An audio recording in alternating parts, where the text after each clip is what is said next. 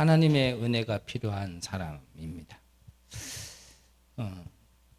몰라서 그렇지 사실 나 자신을 알고 우리들을 안다라면 하나님의 은혜가 필요하지 않은 사람은 아무도 없죠.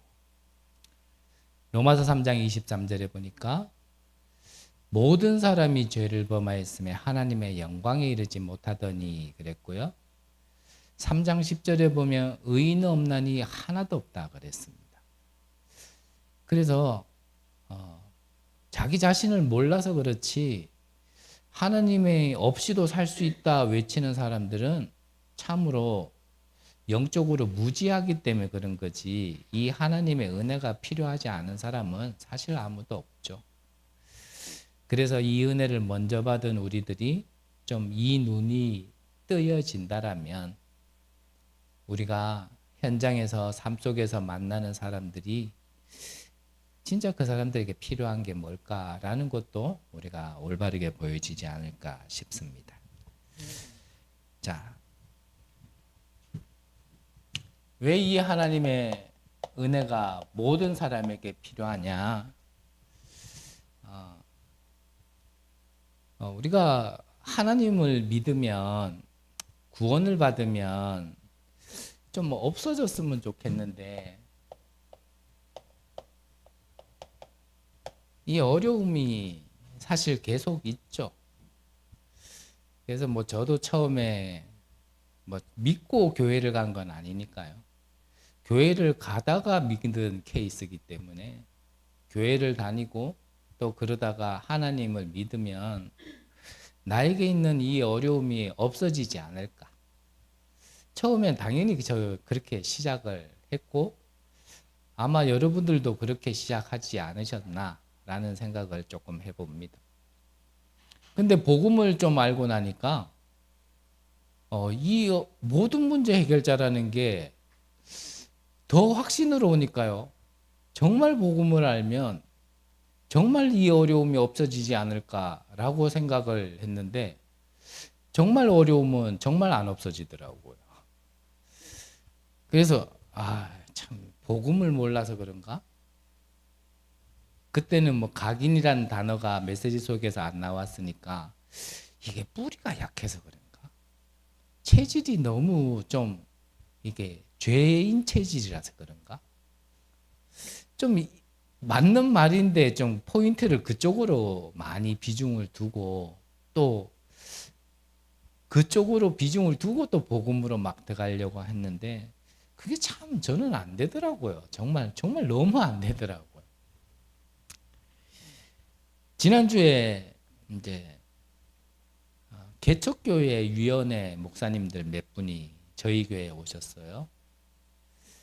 그래서 이제 그분들이 오신 이유는 이제 개척교회 하시는 분들이 목회자도 사실 어렵고 교회도 많이 어려우니까 우리가 누구의 도움을 바라는 자들 되지 말고 정말 이 어려움의 사정을 아는 사람들끼리 정말 우리가 하나 되어서 같이 정말 좀 하나님 앞에 세계복음 앞에 좀 바르게 쓰임 받자, 이런 이제 취지로 이제 찾아오셨어요. 찾아오셔가지고 그냥 이런 저런 얘기를 식사하고 또 차 마시면서 교회에 또 앉아서 이렇게 좀 몇 시간을 쭉 얘기를 했는데 전체적인 얘기가요. 개척교회 시간표뿐만은 아니겠죠. 사실은 모인 그 분류가 개척교회니까 그렇겠지만 이 개척교회라는 시간표 속에 있는 목회자, 교회의 상황이 거의 비슷해요. 그러니까 꼭 입을 맞춘 것처럼 비슷해요. 그러면서 뭐 이 자리에서 말씀드릴 수 없는 부분도 있고, 그거는 어떻게 보면 개척교회 목회자들끼리만 할 수 있는 얘기들도 있고. 근데 그 중에서 한 목사님이 참 그런 얘기를 하시더라고요. 일단은 전체적으로 보니까 그분이 이렇게 전국을 다니면서 개척교회 목회자들과 교회를 방문해 보니까 거의 좀 통계처럼 비슷하게 나타나는 현상이 하나가 뭐냐면 한 5년 정도는 목회자가 힘있게 막 한다라는 거예요. 그런데 5년 해봐도 계속 있거든요. 뭐 안 되거든요. 그러니까 한 5년쯤 지나면 그 힘있게 하던 게 힘이 이제 쓱 빠지더래요. 그러면서 이제 한 6년에서 한 10년 정도 되면 그 힘 빠진 가운데서 이제 자신의 힘이 빠지는 게 문제가 아니고 뭐라고 표현하면, 예, 내 어린 양을 먹여라 그래서 내 어린 양을 먹여야 되는데 내 어린 양을 내가 먹고 있더래요. 무슨 말이냐면 교인들이 자꾸 없어지는 거예요. 자꾸 먹어버려가지고. 그러면서 한 10년쯤 그 상태로 계속 지속되면 이제는 그러려니 하고 이제 지내거나 아니면 이제 교회가 문 닫는 현상도 이제 일어나고, 이제 이런 전체적인 통계를 쭉 얘기하시면서 본인 얘기도 이래 하시더라고요. 어려우셨으니까 그렇게 생각이 들었겠죠. 뭐라고 생각이 드냐면, 이렇게 교회당에서 예배 드리다가 이 교회당 건물이 그냥 무너졌으면 좋겠더래요. 이유가 뭐냐? 그러면 핑계라도 될 수 있을 거 아니냐. 교회당이 무너졌으니까 난 더 이상 교회 못하겠다. 핑계라도 될 수 있을 거 아니냐. 이런 생각이 들더래요, 본인이. 그래서 제가 듣기에는 화살을 성도님들에게 돌리려고 하는 건 아니니까 용서하시고요. 제가 봤을 때는 그 목회자 개인이 힘이 없어서 그 생각이 든 게 아니고, 사실 개척교회 시간표 속에는 이제 교회가 이제 힘든 거죠. 그러니까 무너지면 핑계라도 대고 접자. 그런 얘기를 하시는데, 제가 무슨 생각이 들었게요? 어째 이래 똑같이? 꼭 내 속에 들어왔다 나갔나? 그래서 저는 교회당이 무너지는 생각은 안 해봤고요. 저도 뭔가를 핑계가 있어야 이거 그만둔다 얘기할 수 있겠는데, 그 핑계가 뭘까? 몸에 질병이 생겼습니다. 그러면 건강 악화로 인하여 내가 더 이상 못하겠습니다. 여러분들, 이 정도 교회당 꾸며놓고 그분들이 와서 우리 교회당 오시는 분마다 동일하게 얘기하는 거 있거든요. 진짜 교회 잘 꾸며놨다고. 이 정도 꾸며놓고 여러분들 정도 있으면요, 오시고자 하는 목사님들 많으시거든요. 그래서 나는 건강 악화 때문에 더 이상 못 서 있으니까 다른 목회자를 초병하시라. 그렇게 핑계라도 될 수 있어 좋겠다라고 생각했던 거와 거의 뭐 비슷한 생각을 이래 하시더라고요. 목사도 어렵고 교회도 어렵고 성도도, 여러분들도 말을 다 안 해서 그렇지 사실 어렵죠.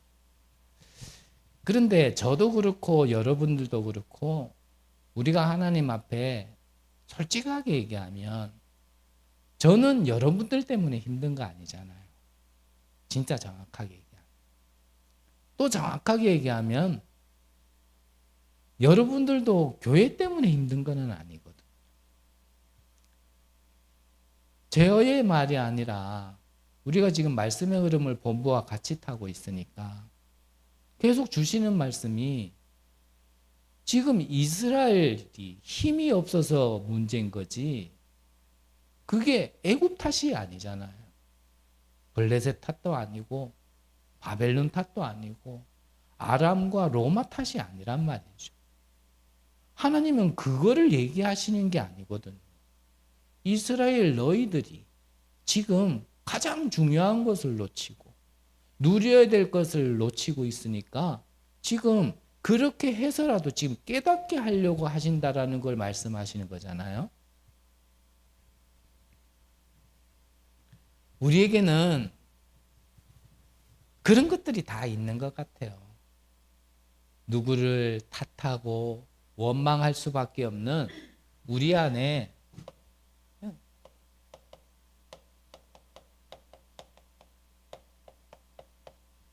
이게 각인뿌리 체질되어 있다라는 거죠.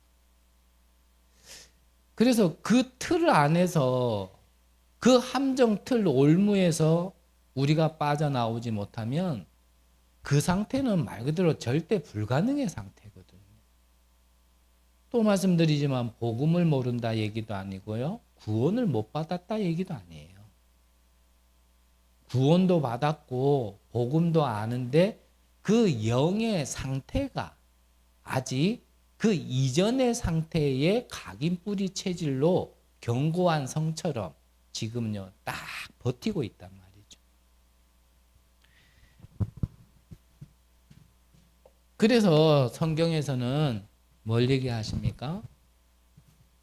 이 절대 불가능으로 되어져 있는 이 각인을 바꾸라는 겁니다. 이 각인을. 그래서 이 절대 불가능에 이 각인될 수밖에 없는 시작을 성경에서만 얘기하고 있는데 그게요 여기서부터 시작된 거예요. 에덴 사건.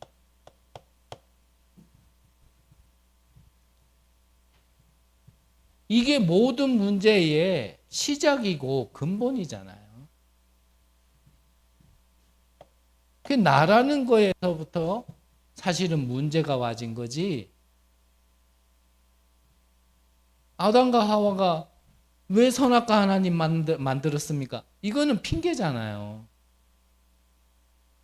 하나님이 우리가 약한 존재를 아는 걸 알고 선악과 먹으면 타락하고 죽음 가운데 이른다는 걸 안다라면 그러면 사단을 손발을 갖다 꽁꽁 묶어 놓든지 하셔야지 왜 풀어놨냐 이렇게 얘기하는 건 그건 핑계거든요.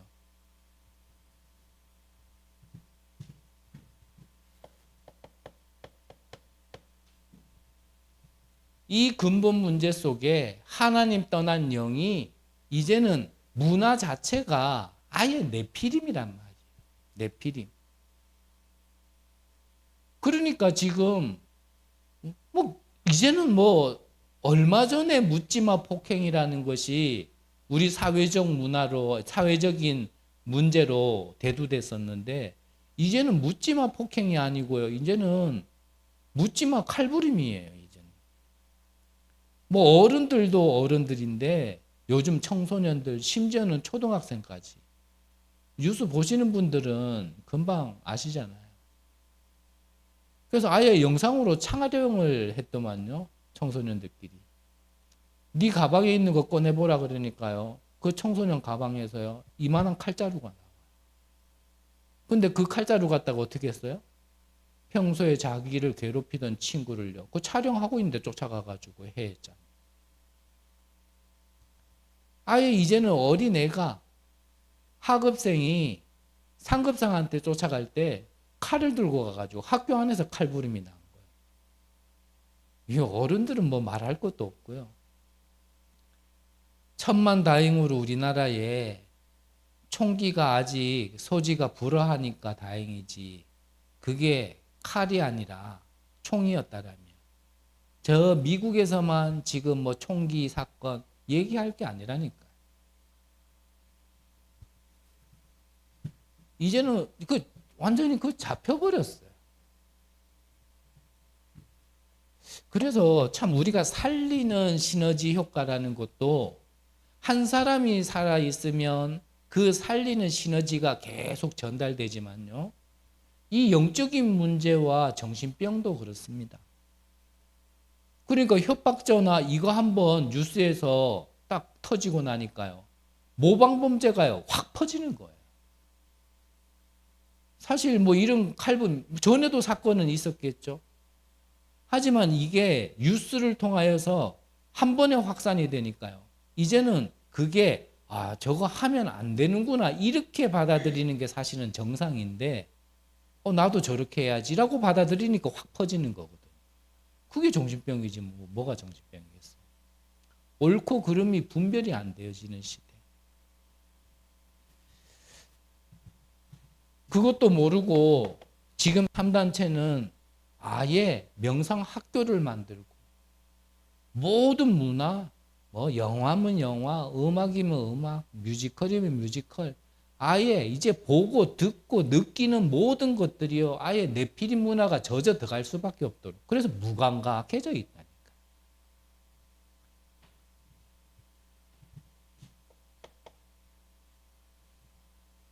우리의 각인은 사실 이 각인이거든요. 그래서 이번 주 강단에서 말씀드렸지만 여기에서 나와진 각인이 결국은 뿌리 내려지고 체질되어지는 것. 그게 내가 옳은 걸 본 것 같고 맞다라고 얘기하는 것 같지만 여기에서 바뀌어지지 않은 상태 속에서 나와지는 그 관점과 말은 사실은 정확하게 현실을 보고 바르게 얘기한 거지만 그게 답은 될 수 없다라는 거죠. 답은. 근데 더 중요한 거는 여기에서 시작한 것이 지금도 계속 이어지고 지속되고 있다라는 겁니다. 그래서 에베소서 6장 12절에 보니까 지금도 우리의 싸움의 대상은 혈과 육이 아니고 무슨 싸움이라고요? 통치자들, 권세자들, 어둠의 주관자들, 그리고 하늘에 있는 악의 영들. 혹시 여러분들 최근에 누구하고 싸워보신 적 있으시면 이 싸움을 했는지 그 싸움을 했는지 한번 잘 생각해 보시기 바랍니다.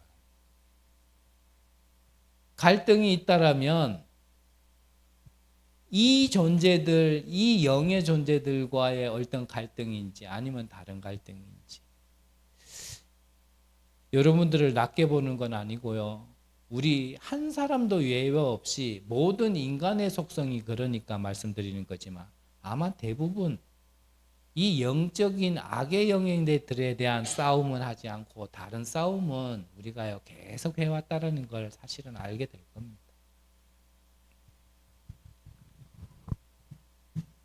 그래서 중요한 건 이 틀린 각인, 틀린 시작이 지금도 계속되고 있기 때문에 시대는 영적인 문제와 정신병이 난무하고 있는데 이런 가운데서 하나님은 지금 우리에게 은혜로 인하여 믿음으로 말미암아 우리에게 하나님께서 구원을 주셨다라는 겁니다.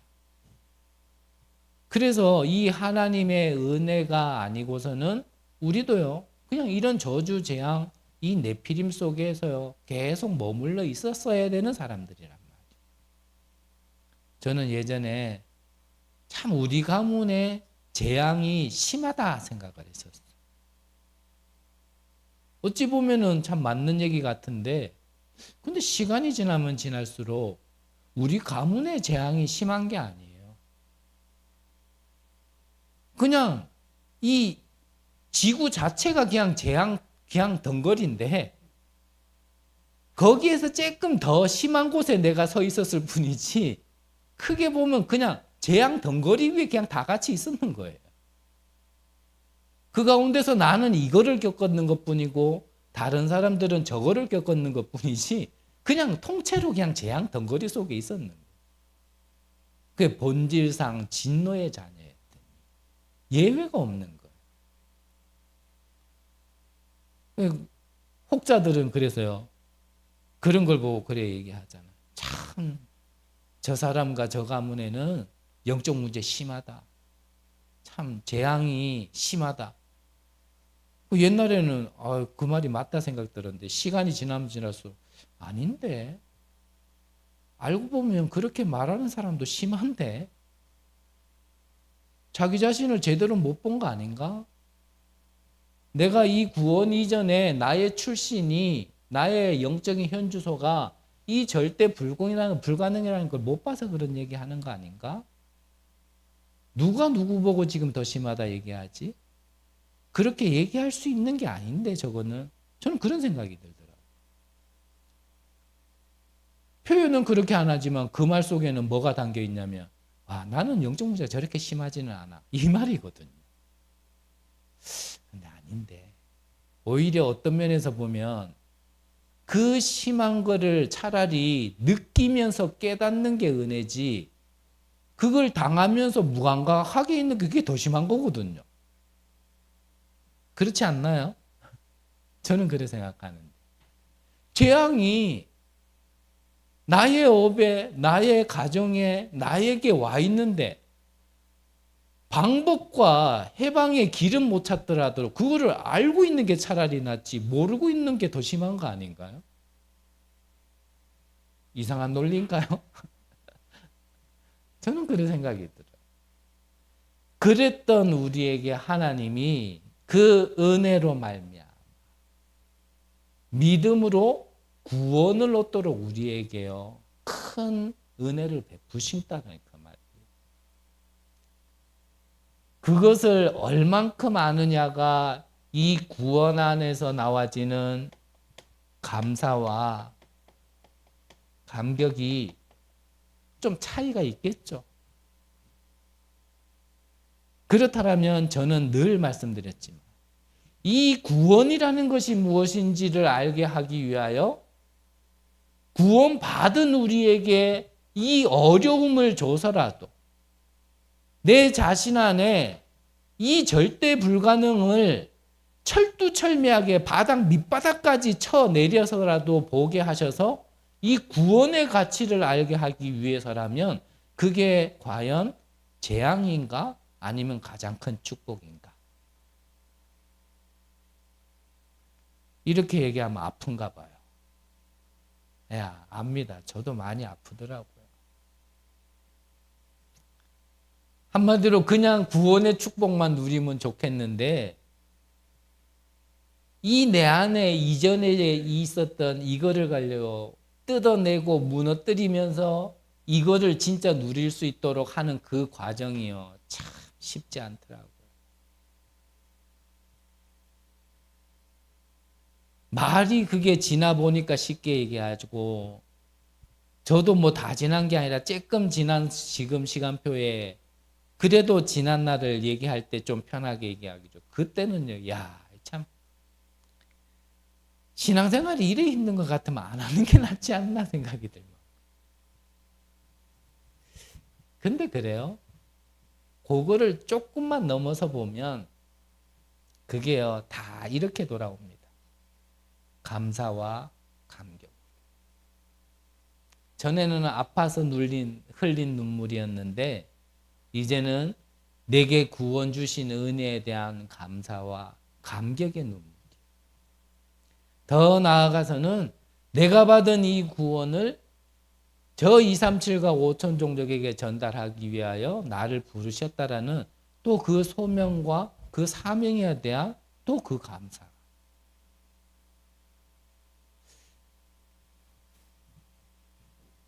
그래서 피할 수 없다라면 맞닥뜨려야 되지 않을까라는 생각을 좀 해봅니다. 그래서 우리가 8절에 보니까 앞서 말씀드린 것처럼 너희는 그 은혜에 은하여 믿음으로 말미암아 구원을 받았으니 이것은 너희에게서 난 것이 아니요 하나님의 선물이라 그러셨고 11절에서 13절에 보면 그러므로 생각하라 너희는 그때의 육체로는 이방인이요 손으로는 육체에 향한 할례를 받은 무리라 칭하는 자들로부터 할례를 받지 않은 무리라 칭함을 받은 자들이라. 그때 너희는 그리스도 밖에 있었고 이스라엘 나라 밖의 사람이라. 약속의 언약들에 대하여는 외인이요 세상에서 소망이 없고 하나님도 없는 자이더니 이제는 전에 멀리 있던 너희가 그리스도 예수 안에서 그리스도의 피로 가까워졌느니라. 우리가 구원받기 이전에는요, 이방인, 즉 구원받지 못한 그 속에 있었고 우리가 전혀 할례, 즉 구원과는 상관없는 외인이다 그런 겁니다. 그런 우리를 그리스도의 피로 말미암아 이제 이 그리스도 하나님과 가깝게 되도록 저 멀리 있고 이방인이었으며 외인이었던 우리를 이제 이 구원 안으로 가깝게 하시려고 그걸 알게 하려고요. 에베소 교회에 바울이요 서신서를 보낸 거예요. 서신서를. 오늘 저와 여러분들도요. 하나님의 말씀을 통하여 우리가 지금 우리를 통하여 하나님이 지금 하시고자 하는 게 무엇이며 이 예배를 통하여서 우리가 설교를 듣는 게 아니라 어떤 하나님의 말씀을 듣고 깨달아야 되는지에 대한 그 포인트, 핵을 집어낼 수 있어야 되거든요. 자, 그러면 본론적으로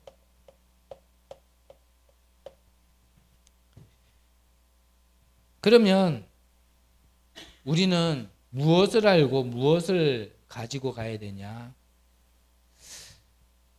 주신 말씀 속에 이런 말씀을 하셨습니다.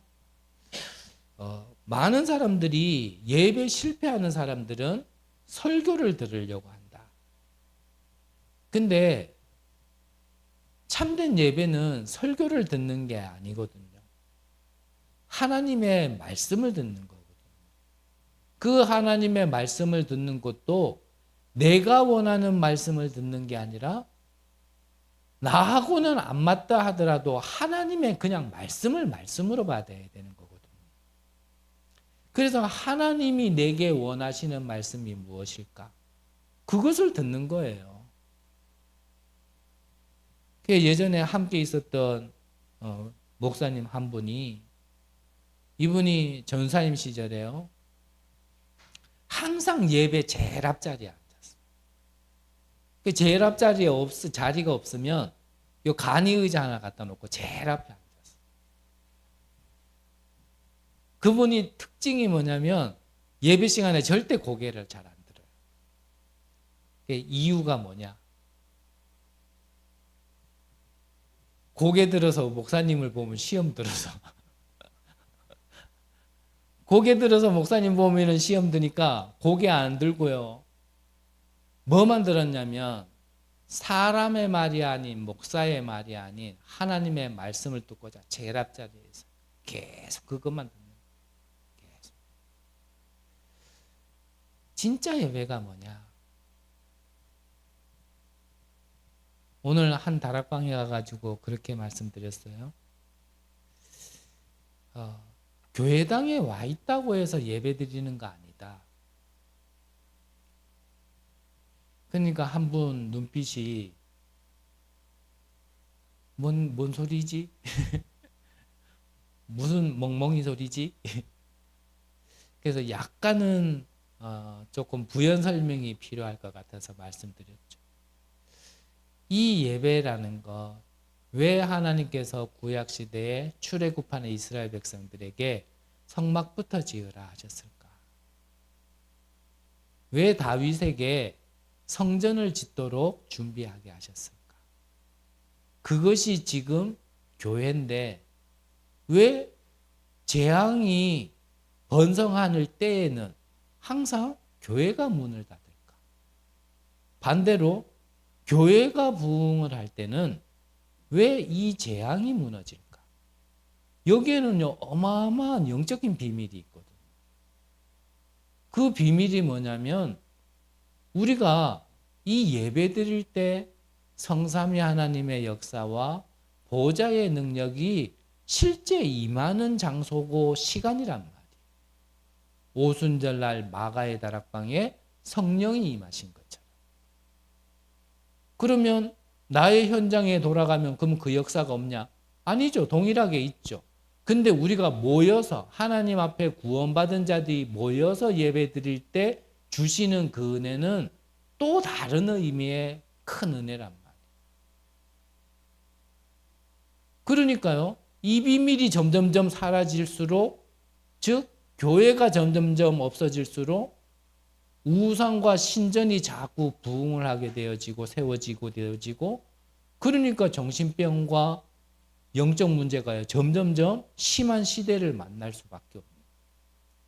그래서 역사를 가만히 보시고 그 역사 속에 그 시대의 강대국들이 했는 것을 가만히 보시라니까 한 번도 왜 없습니다. 근데 그거를 바꿀 수 있는 비밀이 뭐였냐면 방금 말씀드린 이 비밀. 이거를 회복했을 때요, 어떠한 우상이 있다 할지라도요. 그 우상들이 무너지고 하나님 나라가 임하게 되어지. 그 축복이요. 회복되어졌다니까요. 그래서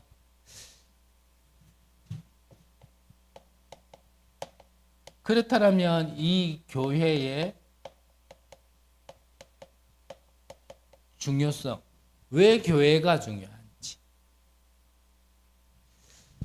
그래서 참 이런 말도 이제 그만하고 싶은데, 우리 교회도요, 제가 살해받기 때문에 교회를 살려야 된다 얘기 듣는다라면 그거는요 진짜 죄송한 표현이지만 그거 다른 음성입니다. 최동춘이가 있는 이 임마누엘 언약교회를 얘기하는 게 아니라 하나님이 임재하고 보호자의 능력이 임재하는 교회를 얘기하는 거예요. 이런 교회는 많으면 많을수록 좋은 거예요. 그래서 이 교회라는 축복 속에서 여러분들은 이 절대 응답을 찾을 수 있어야 되고, 그러려면 목사의 말, 목사의 설교가 아니라 하나님의 말씀을 들을 수 있어야 된단 말이에요. 그렇기 때문에 우리가 본부의 흐름도 타는 거고, 그렇기 때문에 강단의 흐름도 타는 거고, 그렇기 때문에 날마다 기도수첩의 말씀도 우리가 흐름을 타는 거예요. 이 흐름이라는 말씀을 좀 이해되시는 분들은 이미 뭐가 보여지기 시작했냐면, 이 본부와 강단과 매일 주시는 이 기도수첩의 말씀이 따로가 아니라 이게 하나구나라는 걸요 이미 느끼고 계실 거예요. 이 말씀의 흐름이라는 것이 무슨 말인지 이해되시는 분들은. 그렇지 않으면 어떠한 현상이 일어나면요, 내게 듣고 싶은 메시지만 자꾸 듣게 되어지고, 나중 가면 이게 심해지면 자꾸 내가 듣고 싶은 메시지만 쫓아서 듣게 된다니까요. 딱 그래 돼요, 희한하게. 네가 그래 어떻게 잘하냐? 저도 해봤으니까 알죠. 안 해보면 몰라요. 저도 해봤다니까요. 아까 그 목사님 말씀드린 것도 저는 안 그래 봤습니까? 아닌 말로 어느 날 갑자기 제가 떵 하고 목사 최동춘 이렇게 된 줄 압니까? 아닙니다.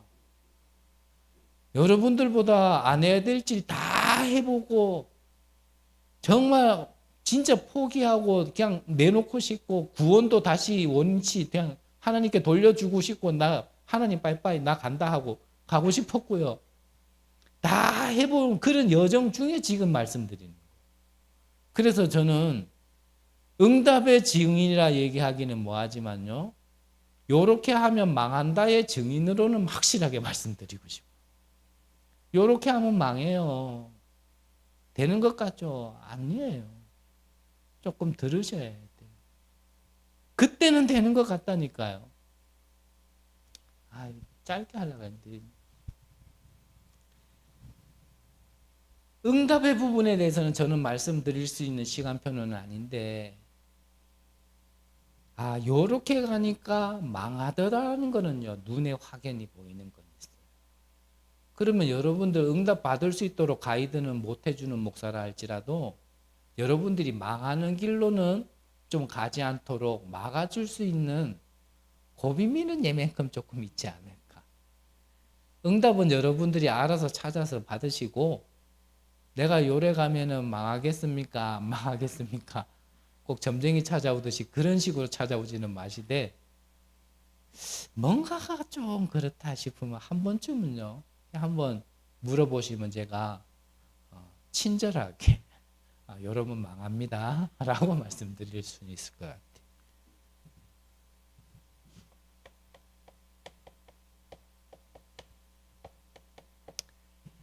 성삼위 하나님의 이 역사, 이 능력만이 나의 이 견고한 성, 각인 뿌리 체질이 무너지고 바뀌는 겁니다.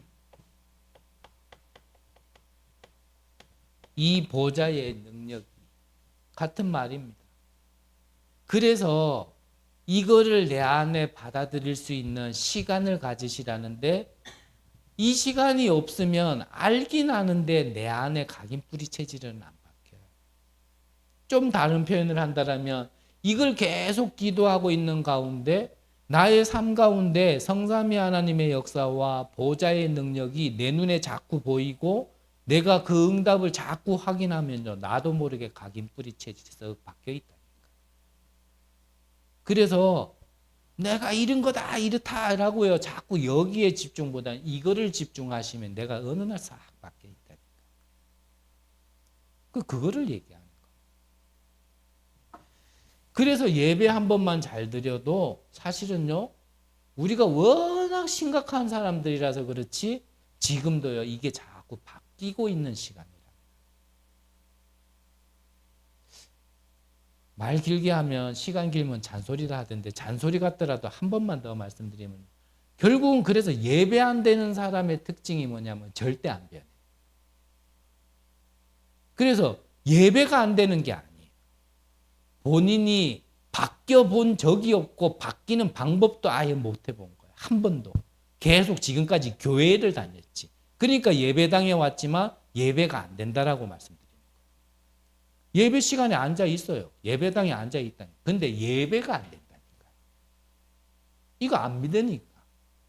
지금 이 시간에도 일어나고 있고 이것이 내게 지금 임하는 시간은 내 각인뿌리 체질이 바뀌는 시간인데 이걸 모르니까 오늘도 뭐 좋은 메시지, 은혜되는 메시지, 내게 필요한 메시지, 내가 원하는 메시지, 이제 그거 떨어지면 오늘 은혜되네, 오늘 메시지 좋네, 그것밖에 안 되는 거예요.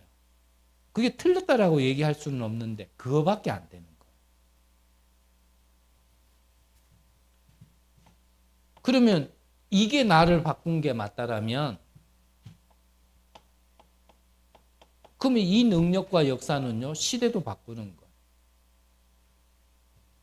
그래서 우리는 이 일에 나의 땅 끝을 찾아서 증인이 되어지는 겁니다. 아닌 말로 우리 한 사람이 모두를 살릴 수는 없겠죠. 하지만 우리 각 사람을 부른 이유는 한 사람을 통하여 모두를 다 살릴 수는 없기 때문에 각 사람의 부르심에 그 분량 따라서 함께 함으로써 모두를 살리는 거거든요. 하지만 그 안에 숨겨진 영적인 원리는 똑같아요. 뭐 그거를 여러 말로 할 수 있겠지만요. 1000명, 소명, 사명, 뭐 이명계약이라 얘기할 수도 있겠고, 그걸 이루기 위한 나의 뭐 청사진이라 얘기할 수도 있겠고, 지금 메시지로 얘기한다면 그게 CVDIP고.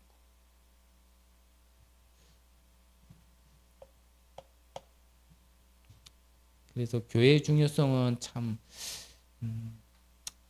아무리 많이 얘기를 하더라도 참 중요한 건데, 이미 시간도 많이 갔고 저도 뭐 더 많이 아는 사람도 아니고요. 그리고 두 번째로 우리가 무엇을 알고 무엇을 가지고 가야 되냐면, 이 예배를 통하여 이 이방인의 중요성입니다. 왜 이방인이 중요하냐? 오늘 성경에 읽었지만 11절에 보니까 너희는 그때에 그랬거든요. 그 말이 뭐냐면 그때의 육체로는 우리도요 이방인이었다라는 사실. 12절에는 뭐라고 이렇게 되냐면 그때에 너희는 그리스도 밖에 있었고 이스라엘 나라 밖의 사람이라. 약속의 언약들에 대하여는 외인이요. 세상에서는 소망이 없고 하나님도 없는 자이더니. 지금 우리를 얘기하는 거예요. 그런 우리를, 이방인이었던 우리를 하나님께서 은혜 주셔서 구원받은 것처럼 지금도 이 구원 안에 들어오지 못한 이방인들이 중요하다라는 겁니다. 나는 구원받았으니까 몰라. 뭐 지들이 알아서 구원받든지 말든지 살든지 말든지. 이거는 내가 받은 은혜가 어떤 은혜인지를 몰라서 그렇죠. 그거를 가만히 놔두면 그냥 그대로 있다가 소멸되는 게 아니라 그걸 가만히 놔두면요. 그게 영적 문제는 더욱더 몇 배로 심각하게 확산되고 있다는 사실을 몰라서 그렇죠. 그러면서 중요한 성경 많은데 다 적어드릴 수는 없고 시간이 없어서 13절에 보니까 이랬던 우리를 어떻게 해요? 그리스도 예수 안에서 그리스도의 피로 가까워졌느니라.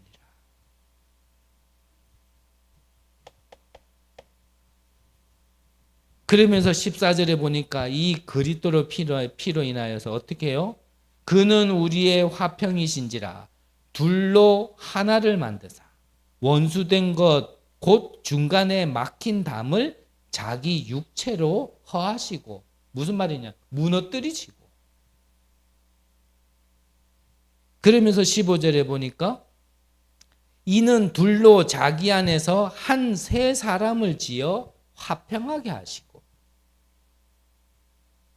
16절에는 또 십자가로 이 둘을 한 몸으로 하나님과 화목하게 하려 하십니다. 그리고 그 뒤에 보니까 원수된 것을 십자가로 소멸하시고 17절에는 평안을 전하셨으니 18절에는 이는 그로 말미암아 이 둘이 한 성령 안에서 하나님께 나아감을 얻게 하려 하심이라. 다 그리스도 안에서요 하나 되어서 그래서 정말 하나님께 나아갈 수 있도록 거기에 가장 핵심이 뭐냐면 이 피언약 그리스도란 말이에요.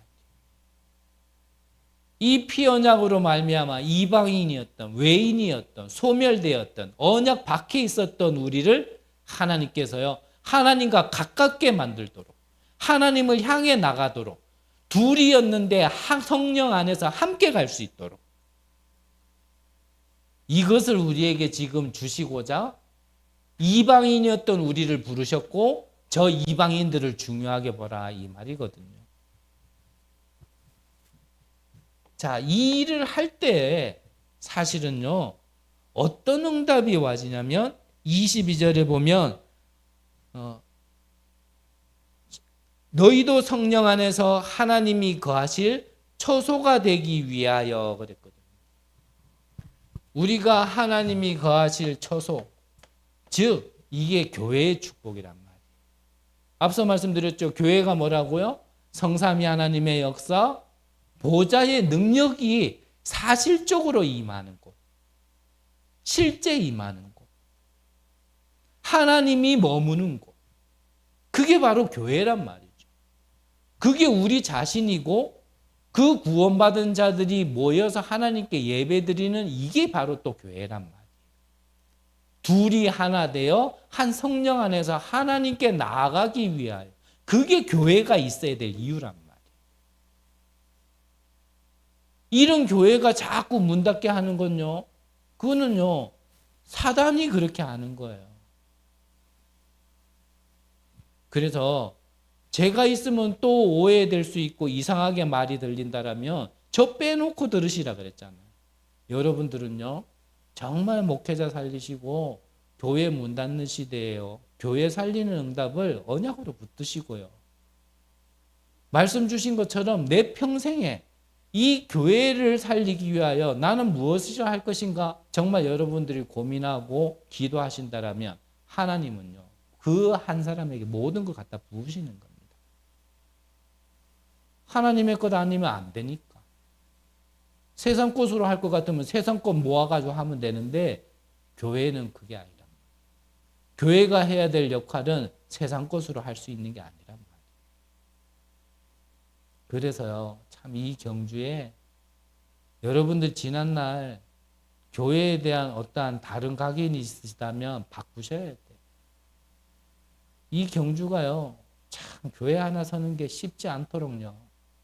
1000년이 그냥 세월이 아닌 것 같아요. 자주 말씀드리잖아요. 유 목사님이 얘기하신 것처럼 저 대구가 바뀌면 세계가 바뀐다라고 얘기한 거기에 있을 때도 참 대구 안 바뀐다 이런 생각이 있었는데 경주 와 보니까요. 대구 우스워요. 경주 흑암. 제가 그랬잖아요. 경주에서 이제 경북로에 시간 많이 인사하러 갔더니 경북로의 목사님이 두 분이나 똑같은 얘기를 저한테 하셨다니까. 경주에서 개척을 한다고? 그러면서 내 어깨를 툭툭 두들기더니 수고해봐. 이미 그분들도 아시는 거예요. 이 경주에 교회 하나 세워지는 걸 흑암이 그렇게 싫어한다. 그러니 지난날에 여러분들이 보고 겪었던 건 언약 잡으라고 그렇게 하시는 거지 그 목회자가 부족해서거나 그 교회가 문제가 있어서 그런 거 아닙니다. 정말 이 지난 날들을 발판으로 삼고 여러분들은 정말 언약으로 붙잡을 수 있는 귀한 은혜가 있으시기를 바랍니다.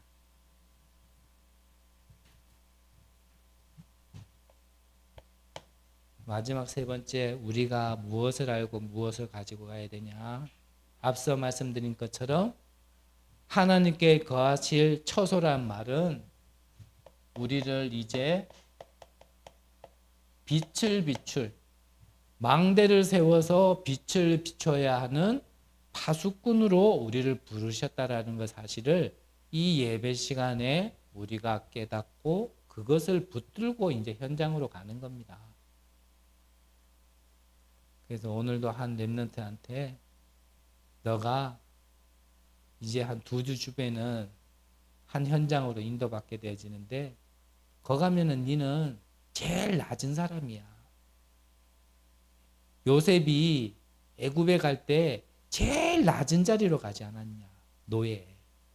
그런데 요셉은 육신으로는 제일 낮은 자리였지만 영적으로는 서밋으로 갔다. 노예하러 간 게 아니고 살리러 간 거다. 네가 그 현장 갈 때 이 언약을 붙들고 가라. 가서 뭐 열심히 할 것도 없다. 잘하려고 할 것도 없다. 그냥 이거 가지고 가는 거다. 역사 안 일어나도 된다. 그냥 이 언약을 붙들고 거기서 그냥 나는 파수꾼이다. 그냥 이 빛을 비추는 파수꾼이다. 이것만 알고만 있어도 된다. 그 내용을 이제 좀 얘기했거든요. 딴 데 같았으면 이래서 근데 눈이 이래 가려고 하더라고. 당장 나가려 하는 거 아직 시간이. 우리가요, 참 저는 이 부분에 있어서는 은혜였던 게 맞는 것 같아요. 참 모르고 붙들었는 건데 이 파수꾼이라는 언약을 붙들고 참 이래 가는 현장마다 그냥 나는 파수꾼이다. 진짜 간단하게 요거 하나만 그냥 이렇게 제 머릿속에서 잊혀지지 않도록 그렇게 간직했는데 아무 내용도 모르고 그냥 그것만 붙들고 있어도요. 참 하나님께서 하시고 계신다라는 거를 좀 보게 하신 것들이 있거든요. 한번 여러분들도 해보시기 바랍니다. 제게 있었던 응답이 아니고 이거는 하나님이 하시는 거기 때문에요. 그거는 붙잡으면 똑같이 일어나요. 그래서 어디에요? 내 안에 이 파수꾼의 역할을 할 수 있는 그리스도의 망대를 세우라는 겁니다. 이게 가장 먼저예요. 우리 다락방 20가지 전략 20가지가 아니에요, 사실. 하나에서 19가지가 다 나오는 겁니다. 그래서 이 파수꾼의 사명을 가지고 여러분들의 가정과 가문으로 돌아가시면 이 언약 잡은 자 때문에 살아나는 겁니다. 믿으세요. 눈으로 보면 안 된다 보입니다. 저 인간 되겠나 싶습니다. 예, 맞습니다. 제대로 맞습니다. 근데 옳은 눈은 아닙니다. 절대 불가능이기 때문에 하나님의 것으로만 되기 때문에 다른 것으로는 안 되기 때문에 진짜 답으로만 된다라는 걸 가짜로 사는 게 아니라 진짜로 사는 게 무엇인지를 정확하게 보게 하기 위하여 그렇게 하신 거기 때문에요. 진짜를 붙들고 가시라는 거예요. 다른 걸로 살아난 거, 그거 잠깐 살아난 것 같죠? 안 해보셨습니까? 비유 맞춰 보셨잖아요. 기분도 맞춰 보셨잖아요. 근데 그걸로 되든가요? 안 돼요. 그때는 뭔가 이렇게 되는 것 같은데 시간 지나 보면 또 안 됩니다. 계속 반복되는 거 저보다 더 잘 아실 거 아닙니까? 다른 거로는 답이 안 된다니까요. 이 빛이라는 거는 이 내용을 얘기하는 거예요. 이거를 먼저 내 안에. 그러면 이걸 가진 내가 이 가정 가문에 이것을 나의 업의 현장에 그러면 역사는 누가 하셔요? 하나님께서. 우리는 뭐 하면 돼요? 구경하고 축복받아 먹으면 돼요. 저는 예전에 이게 뭐 전도라는 것이 굉장히 어렵다 생각했어요. 아무리 하려고 해도 안 되고 얼마나 하려고 해도 안 되는지 나중에는요. 교육자는 됐지. 복음 모르지. 영적 문제 해결 안 되지. 전도는 더 어렵지. 근데 매주 교회에서는 캠프 하지. 교육자니까 안 갈 수는 없지. 아, 참 지옥이 다른 지옥이 없다. 그러다가 한날 교회 가다 그런 생각했다 그랬잖아. 지나가는 차가 나를 좀 받아줬으면 좋겠다. 그러면 교통사고 났다 그러고 캠프 안 나가도 되니까. 전도 안 해도 되니까. 저 그렇게 지나왔습니다. 근데요, 뭐 전도는 그렇게 하는 게 아니더라고요.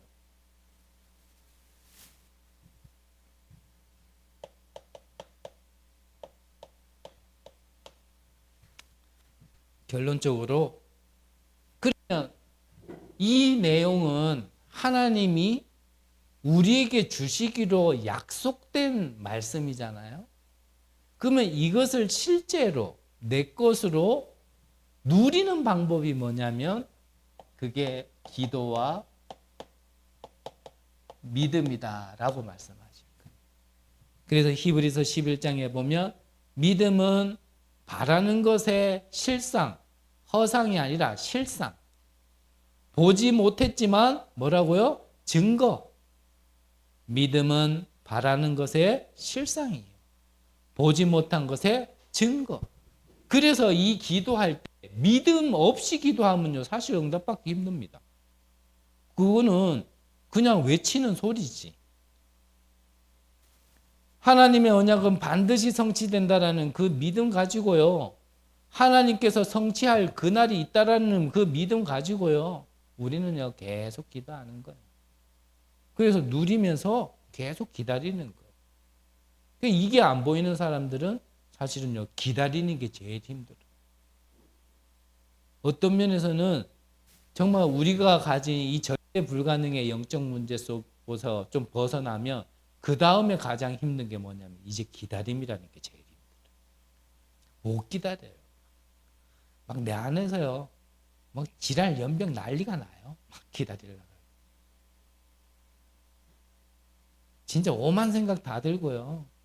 진짜 이러다가 죽는 거 아닌가? 망하는 거 아닌가? 교회 다니다가 예수 믿다가 쫄딱 망했다 소리 듣는 거 아닌가? 저 같은 경우는 그 못 기다리면요. 괜히 복음 아는 척 했다가 교회 시작했다가 교회 문 닫는 증인 되는 거 아닌가? 그냥 오만 생각 다 들어요. 저도 그래요. 지금도 그렇고. 우리가 기도는 믿음으로 기도하는 겁니다. 한편으로는 참 그런 생각도 많이 올라오지만 또 한편으로는 그래. 죽일 것 같으면 하나님이 벌써 죽여도 여러 번 죽이지 않았겠나. 많은 인생은 아니지만 살면서 저도 죽을 고비가 몇 번 있었거든요. 만약 죽일 것 같으면 그때 죽었겠죠. 근데 아직까지는 죽지 않았어. 이번 주가 어떻게 될지는 모르겠는데 아직까지는 안 죽었어.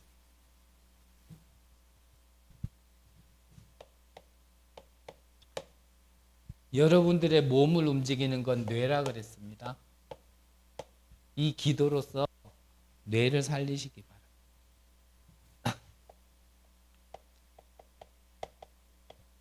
여러분들의 영혼을 살리셔서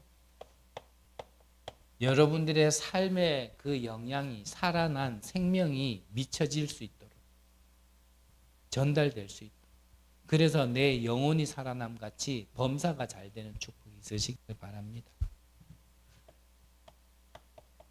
이 기도라는 비밀로 보좌의 능력이 내게 임하면 그러면 망상 갖고 너무 멀리 있는 이 세계복음화가 조금씩 내게 가까워질 겁니다. 이게 여러분들의 그림이 있어요. 나의 24의 그림. 나는 내 인생을 두고 나의 세계복음화는 무엇일까? 여러분들 이걸 읽는 순간요, 모든 게 다 꼬이기 시작할 겁니다. 아무것도 안 됐는데 여러분들의 24 꿈이 있으면요, 아무 응답도 없는데요, 뭔가 내 영적 상태가 달라지는 걸 알게 될 겁니다. 그래서 그 CVDIP를 잊지 마시라는 거예요. 그 그림을 그려야 돼요. 그리고 내 마음에 간직해야 돼요. 얼만큼 간직하면 되냐? 24 될 만큼 간직하면 돼요. 그러면 진짜입니다. 또 말씀드리지만 저도 힘들거든요. 힘들지만 힘든 거 가운데서도요, 저는 저의 꿈에 대해서 또 기도하고 바라보고 될지 안 될지 지금은 믿음이 바닥이라서 잘 모르겠습니다만 될 거라는 그 작은 믿음으로 그날을 기다리는 게 또 있기도 해요. 저를 불러서 여러분들을 만나게 하셔서 우리 교회를 세우셔서 하나님이 하실 세계복음. 그게 무엇인지는 우리가 하나하나 이제요 시스템으로 만들어 가야 되고 세워 나가야 되는 건 이제 우리의 숙제죠. 하나님의 은혜가 필요한 사람. 그 은혜가 이미 우리에게 임했습니다. 이제는 나누어 줘야 안 되겠습니까? 선물 공짜로 받은 거 나 혼자 가지고 있으면 그거는요 욕심쟁이에요. 전 세계에 이 은혜를 나눠주는 주역으로 쓰임 받으시기를 간절히 기도합니다. 기도하겠습니다. 하나님, 참으로 감사를 드립니다. 나에게서 나와지는 것은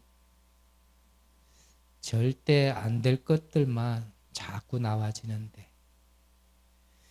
그런 나를 부르셔서 하나님이 절대 응답을 그 절대 응답을 통하여서 정말 세계복음화를 이루게 하시려고 우리에게 큰 은혜를 내려주시니 감사를 드립니다. 죽었던 우리를 살리셨고 생명 없는 우리에게 생명 주셨고 재앙 가운데 있었던 우리를 구원시켜 주신 하나님, 나는 할 수 없음을 우리가 이제는 고백하고 하나님의 은혜로만 되어질 수 있음을 참으로 고백하여서 하늘의 비밀이 나의 것이 되어지고 우리 가정과 업속에 또 이 경주와 민족에게 237과 5천 종족에게 전달되어지는 귀한 은혜를 허락하여 주옵소서. 이 예배가 이 응답의 시작이 될 수 있도록 축복하여 주옵소서. 살아계신 예수 그리스도의 이름으로 기도드립니다. 아멘.